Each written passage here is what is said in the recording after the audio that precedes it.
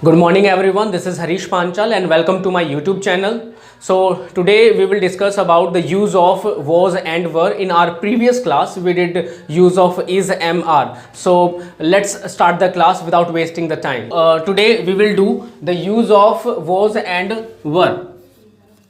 Use of was and were. इसका इस्तेमाल हम क्यों करते हैं? स्टेटस इन पास्ट में कोई भी चीज़ थी उसके लिए हम वॉज और वर का इस्तेमाल कर रहे हैं. इसकी जो हिंदी आइडेंटिफिकेशन होती है वो होती है this one.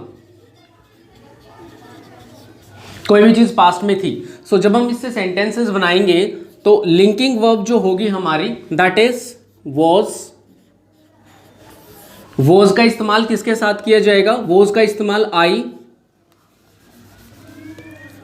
he, she, it और एनी सिंगुलर नाउन के साथ किया जाएगा. वर का इस्तेमाल किसके साथ करेंगे? वर का इस्तेमाल हम करेंगे वी, यू, दे और any plural noun.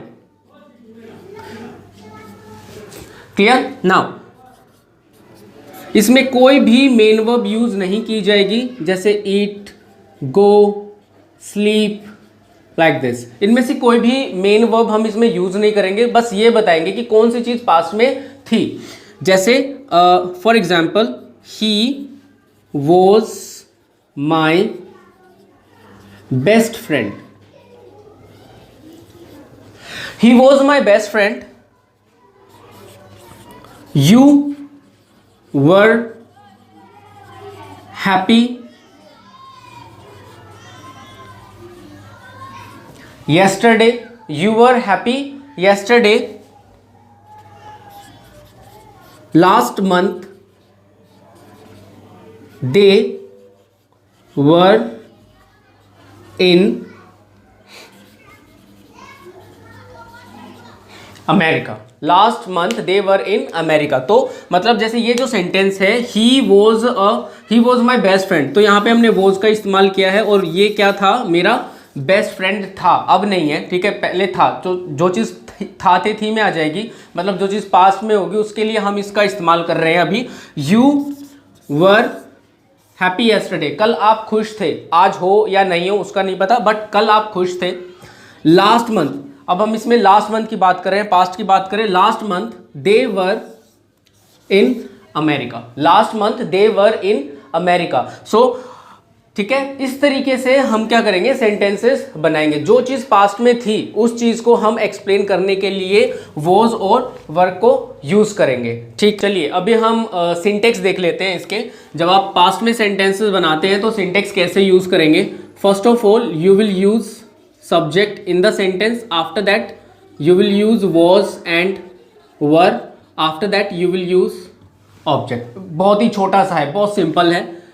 when you make negative sentences, subject was, were and then you will have to put not and then object. जब आप sentences को questions में convert करेंगे, questions बनाएंगे, so was and were will come in the beginning of the sentence. After that you will use the subject. After that you will use object and question mark. Was, were, subject plus not, object and question mark. So इस तरीके से आपको जो syntax है वो follow करने हैं. जब was और were को आप स्टार्टिंग में यूज़ करते हैं सेंटेंस के, सो सेंटेंस क्या से स्टार्ट होता है? ठीक है, जैसे क्या आप स्कूल में थे, तो हम वॉज और वर को स्टार्टिंग में यूज करेंगे. चलिए अभी इसके कुछ एग्जांपल्स कर लेते हैं. जैसे फॉर एग्जांपल वह मेरा भाई था. वह मेरा भाई था. अब ये आइडेंटिफिकेशन आ गई है. सेंटेंस पास्ट का है और पास्ट में सेंटेंस बनाने के लिए हम क्या करेंगे? वॉज और वर का इस्तेमाल करेंगे. तो चलिए बनाते हैं सेंटेंस. ही वॉज क्या था? My brother. My brother, he was my brother, वह मेरा भाई था। अब इसका नेगेटिव सेंटेंस बनाएंगे, जैसे वह मेरा भाई नहीं था, so he was not my brother, he was not my brother. इसे हम क्वेश्चंस बनाते हैं, जैसे क्या वह मेरा भाई था, क्वेश्चन मार्क, क्या वह मेरा भाई था। तो अब हम इसे क्या करेंगे, स्टार्टिंग में वॉज और वर का इस्तेमाल किया जाएगा। सब्जेक्ट सिंगुलर है तो वॉज का इस्तेमाल करेंगे, was he my brother, was he my brother. अब इसका नेगेटिव सेंटेंस बनाना है तो sentence will be was he not my brother, ठीक है। सो इस तरीके से आपको इसके सेंटेंसेस बनाने हैं। ओके गाइस, समझ में आया? तो इसके कुछ एक दो एग्जांपल्स और कर लेते हैं। जैसे फॉर एग्जांपल, आप ईमानदार थे, आइडेंटिफिकेशन आ गई है, सेंटेंस हमारा पास्ट का है। आप ईमानदार थे तो कैसे बनाओगे, आपकी इंग्लिश यू के साथ हम वर का इस्तेमाल करेंगे, यू वर, ईमानदार की English honest,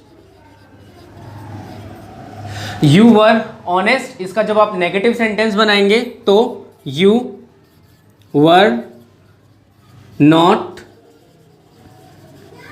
honest, were you honest,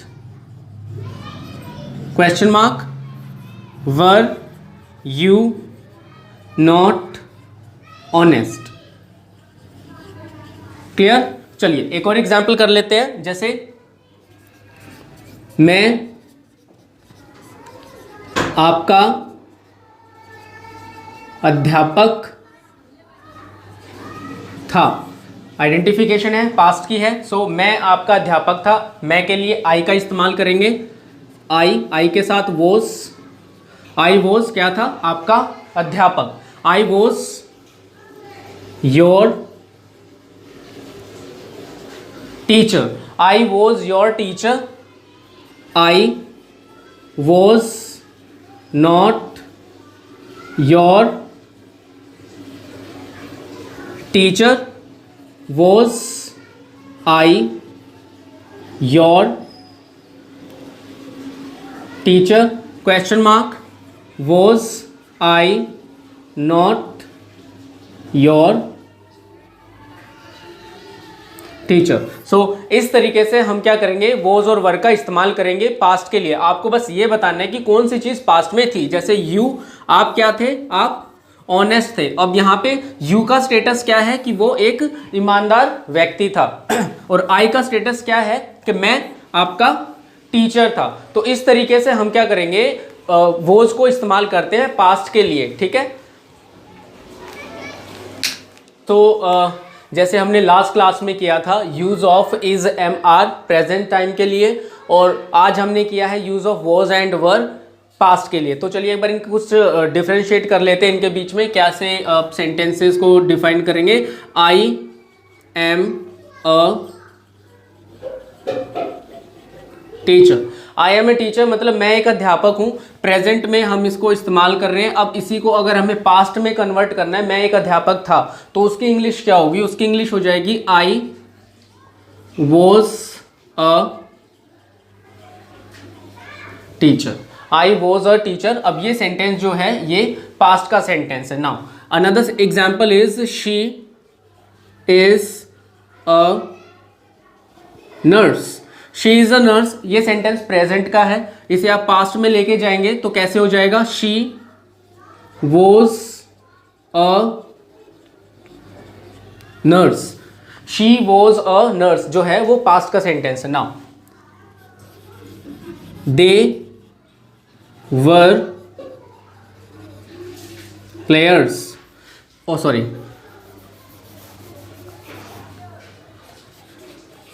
they are players, they are players present का सेंटेंस है, और they were players, this sentence belongs to past. So ये डिफरेंस है।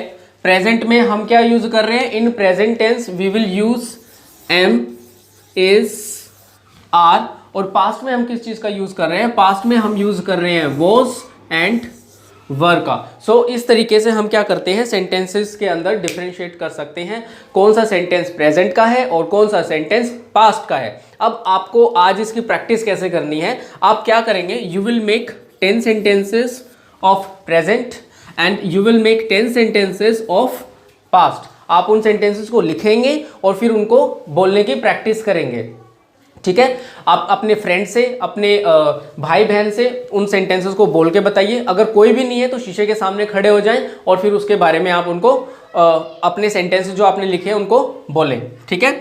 अच्छा, आज आपको एक टॉपिक लिखना है और उस टॉपिक को लिखने के बाद आप उसे बोलेंगे, उसे पढ़ के देखेंगे, सुनाएंगे किसी को। And the topic is